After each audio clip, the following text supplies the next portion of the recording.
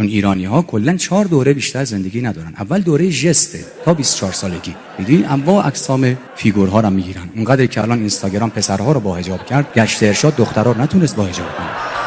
هر پسری الان یه روسری سرش کرده، ادایو دیدی کلیپاشو میاد آبسمش. دوره اول دوره ژست تا 24 سالگی رو فرم ژست میگیره، همش میخواد عکساش باحال باشه و همیشه عکسشو یه جوری تو پروفایل میذاره که زنبورا رو جذب کنه. اینقدر که الان پسرای ایرانی توی گوشیشون عسل دارن، زنبورا تو کندوشون عسل ندارن. من بگم که عمق فاجعه کجاست. دوره دوم دوره قسط، از ژست به قسط. اصلا ما شعر داریم بر تکمیل صحبت سعدی علیه الرحمه که زگهواره تا گور قسط بده. ولی ایران تا 40 خورده سالگی قسط و بعد دوره تست. ما تا 50 خورده 60 سالگی همش تست بعد بدی که چه داری میمیری. و بعد از اون هم دوره فس. دیگه تموم ماجرا، اینجا پرونده بسته میشه.